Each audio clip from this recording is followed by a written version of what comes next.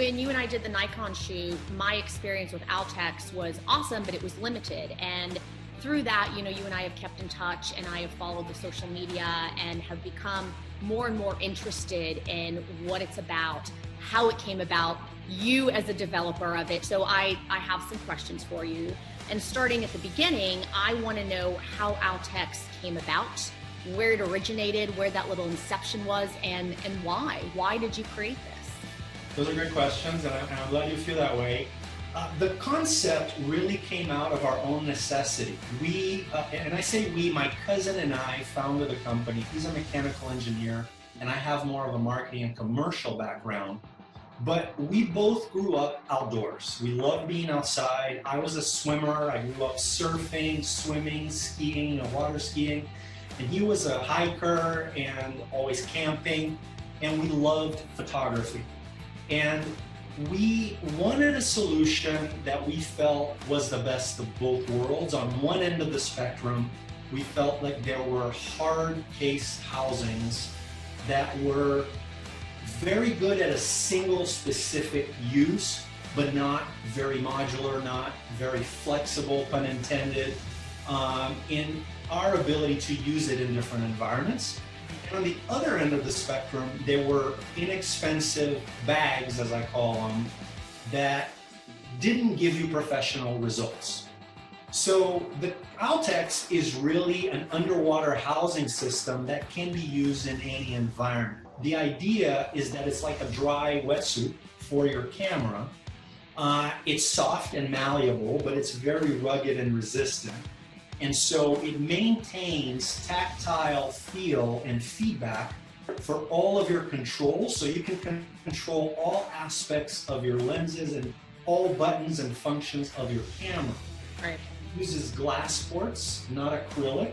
So performance-wise, you're getting results that are second to none.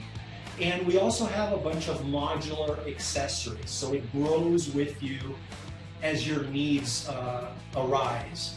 And so we try to combine the performance and the results-oriented side of the business with the lightweight, compact, travel-friendly, and affordable design that allowed you to use it in virtually any environment and any situation.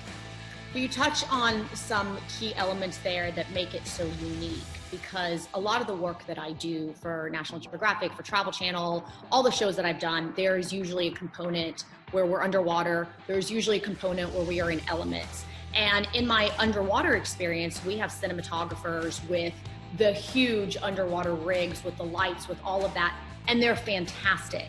They are also unbelievably expensive. Some of those underwater cases are more expensive than the cameras themselves. I've been on expeditions with scientists and with photographers, documentarians that have been using these massive cases. They are not easy to travel with. I mean, you're talking about bringing several Pelican cases for the camera itself, the housing, and all the accessories. And then on top of that, like I said, they are outrageously expensive. I tried to source some of them for myself and gave up because I thought, well, I could buy myself a car or I can give myself an underwater camera case. But what you're talking about, and what really piqued my interest when we were on the Nikon shoot, is that you have something that is on par with quality with some of these really expensive big cases, but is also so super functional. And we're not just talking about underwater, we're talking about in the pouring rain, in the mud, in all the elements that one might actually experience on some of these shoots. So you talked about some of the unique elements of Outex. Describe to me some of the key points that make Outex and the cases that you offer really stand out and kind of balance in this middle between the bags that you talked about, which aren't super functional and professional, or the really outrageously expensive camera housings that you see on some of these productions. Yes, so you touched on several points that I think are right on. Number one, I think it's performance. And for some of the hard cases that you've mentioned, you can in fact pay thousands of dollars, but at the end of the day, because they're already so heavy, their ports are using acrylic, which is a form of plastic. Because our system is so lightweight and the components will literally fit anywhere, we are able to use optical glass in all of our ports. So whether you're using the flat or the domes, everything that you do, the performance is what matters most. So at the end of the day, when you spend thousands of dollars on a camera or on a lens, the last thing you want to do is compromise that quality by putting something subpar in front of it. And so number one, performance-wise, you're getting the best results because you're using optical glass.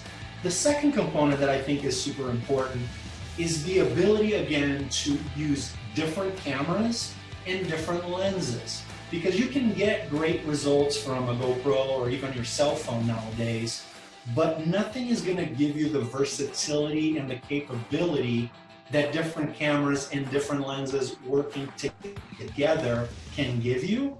And a lot of those housings are confined to a particular model. So if you're shooting a Canon 5D Mark III and you want to get the Mark IV, or you want to get an EOS R, or you want to switch to a different brand like Sony, you are limited because now you're starting from scratch. So if you spent that much money, you've got to spend it all over again.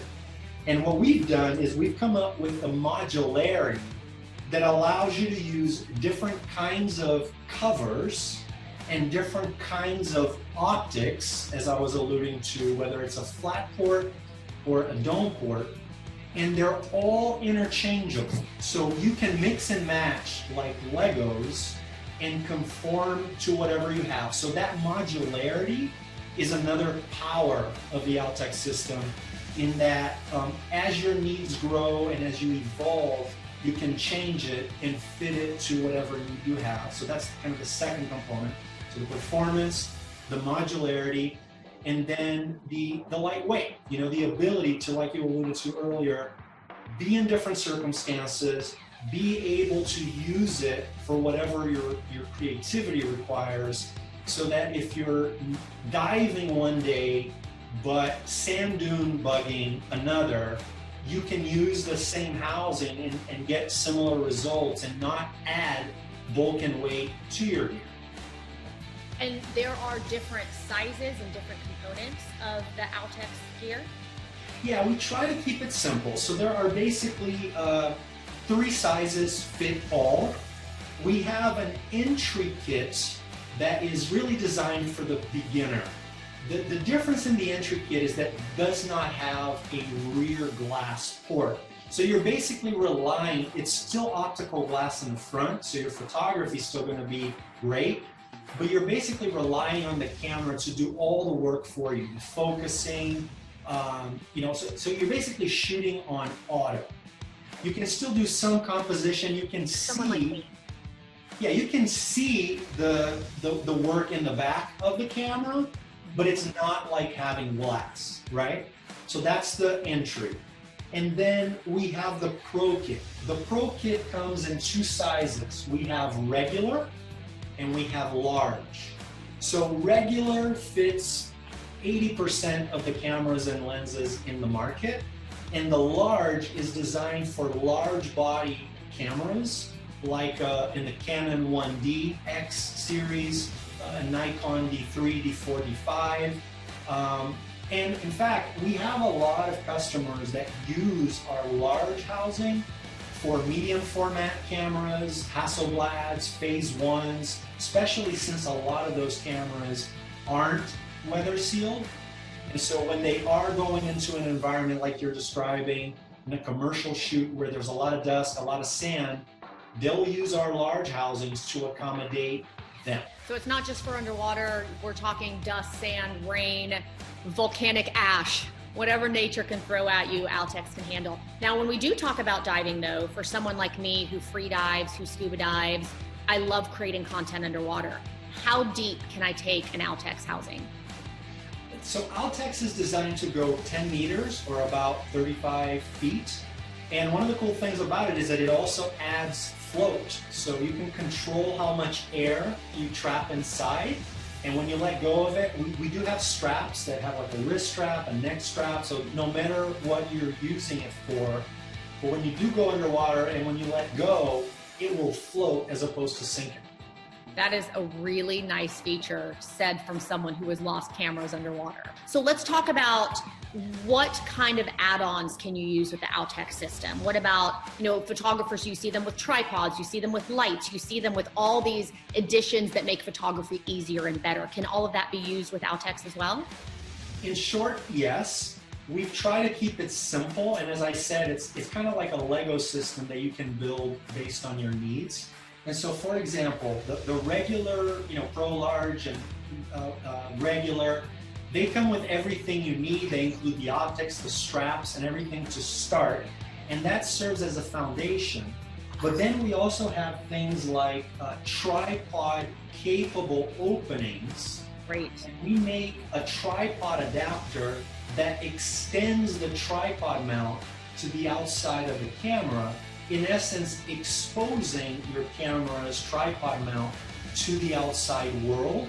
And so it's as if your camera is now just as if it wasn't using the Outex housing, but the interoperability of it with whatever devices you have is the same.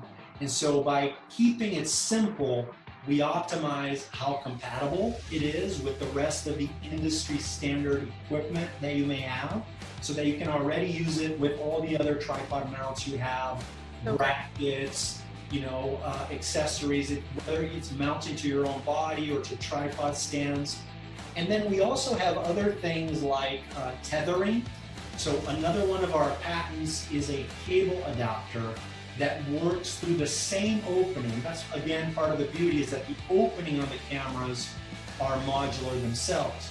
So whether you're using a tethering adapter for power, data, any kind of HDMI, USB cable, and still remaining waterproof, or whether you're using a tripod adapter, they're interchangeable. So if you want to use the same housing for a tripod mount, and then later you want to get a cable adapter to use with that housing, you can. And we even have covers that have dual openings so that you can both tripod mount it and power it. So for example, we've had people documenting glaciers where they will leave the camera in a particular location for weeks at a time doing a time lapse. So the camera is going to be exposed to the weather, it has to be powered for weeks at a time. So they'll have it tripod mounted and weighted so that it doesn't move. It's set to take the pictures they want, and it's tethered to either a power source or a computer that they can remotely control. And so the capabilities of the system are, almost infinite in the sense that they're designed to work with industry standards. And then there are things like optical glass solutions that offer you different capabilities underwater as well. And so we have domes that improve the cinematography and the photography capability for things like underwater and split level photography. Well, it's all very consumer conscious and intuitive for you to allow people to use components that they might already have, and it really expands the range of what Outex is capable of when people can use all of these different things. So it's not just a system in and of itself where you have to buy everything from you, but that you are able to use elements that you already own for your camera, that you have all the adapters for, that can be used with Outex system. I think it's fantastic. What about lighting? Oh, that's a good question. The important feature. Yeah, no, that's exactly right.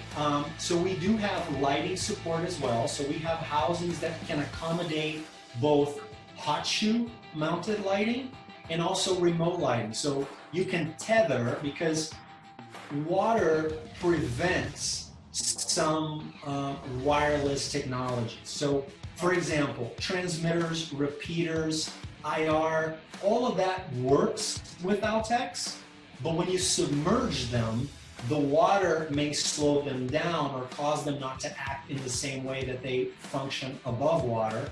And so again, the modularity is important so that we have covers that accommodate both on-board mounted lighting, but also by tethering to remote lights, whether they're above water, underwater, triggers that repeat your signal in other uses, you're able to do that as well. Fantastic. Very intuitive. Now, you showed the dome housings a second ago, and I personally love those. I love those for the split image under and above water. But for those who might not be as familiar, will you explain the function of the domes? Because it's such a fun thing. Sure thing. Underwater, light is traveling at a different speed than it does above. And there are also different aberrations, chromatic aberrations, light aberrations, that the domes help correct. That's it in a nutshell. We do have a couple of domes because, as with most things photography, you're always on a curve. It's less about absolutes and more about where you are on that curve. And so in short, we have the larger dome, which is 180 millimeters in diameter, and it's in essence the best results. So it's no compromise solution. It's going to give you the easiest shot and the best shot in most cases, but it is a little pricier. It's bigger and bulkier. And then we have a smaller 120 dome that gives you most of that benefit, but it's more affordable, lighter, and adds less bulk to your setup. So if you're on the go, this is a great solution. And then if you're doing a commercial shoot or something like that, you get the larger dome. And again, the beauty of both is that they work with all lenses in the market through a series of adapters and clamps that are removable. So we've maintained the modularity by making them interchangeable so that the investment that you make on a dome, which is the most expensive portion of that system, is protected.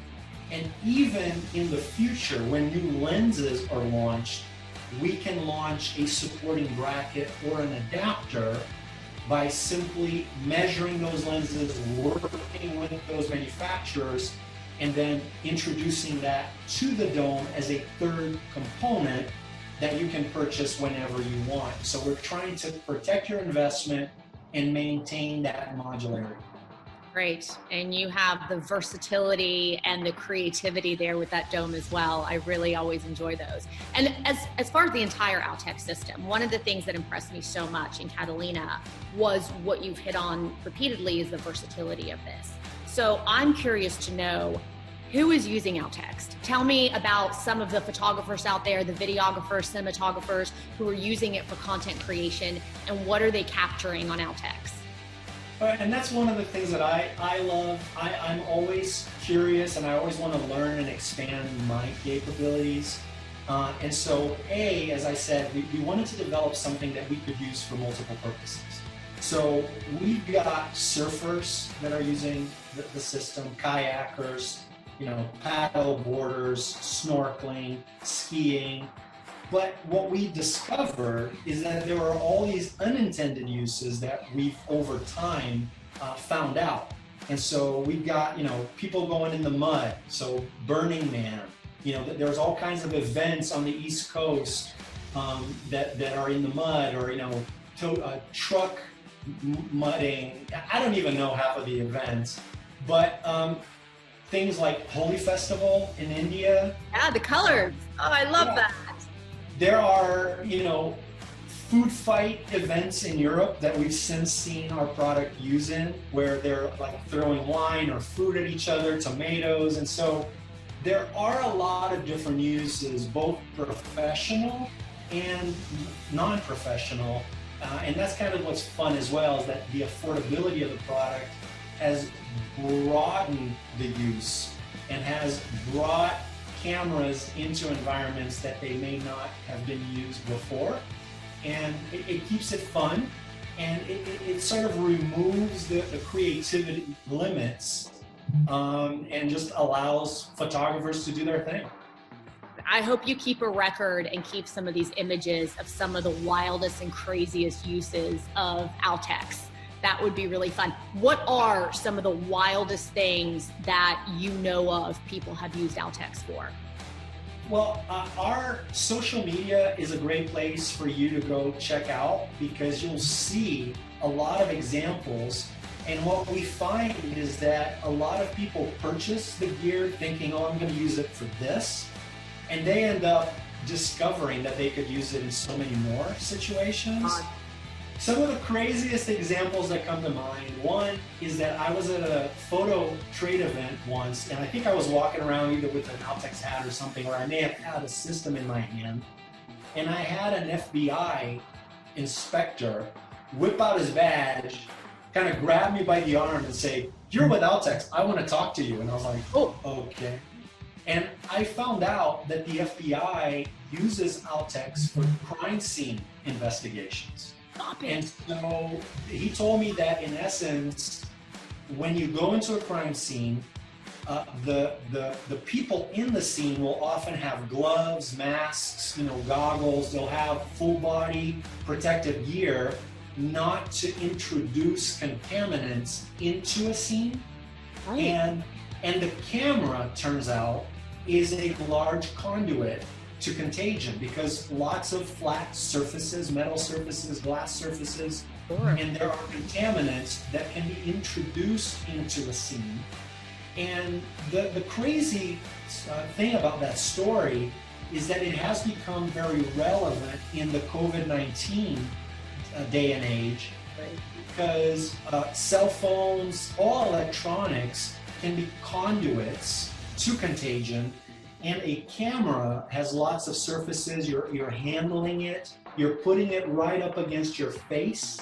Mm-hmm. And people sometimes don't think about that. And a photojournalist died in New York City who used to photograph the Mets, the Knicks, and it's a real problem. A lot of our users are photojournalists, and a lot of photographers who aren't normally photojournalists, as it turns out, are out in the front lines helping document what's going on, testing facilities, test centers, hospitals, and we've been working with them to make sure that they're protected as well. And then the other crazy use that I discovered over the years is military. And we don't know all the different ways that they use it, but I can tell you that we have Outex gear in nuclear testing in submerged pools, both in the United States and outside. And I don't even know all the ways in which they use it, but they send us questions and then we answer. And we also have things like the Marines using it in night vision situations. So they have specific lenses that will work with regular cameras where they need access to the settings. And so they'll physically swim or be dropped in a very inhospitable environment and use Outex for that. And again, I don't know all the different ways that they're using it, but we field those questions all the time. Well, that is a much better and way cooler answer than I could have ever even hoped for with the FBI and military uses of Outex. That is quite awesome and makes perfect sense. Well, Outex, in my personal experience, has been fantastic. I hope I get to see it and see it used many, many times over.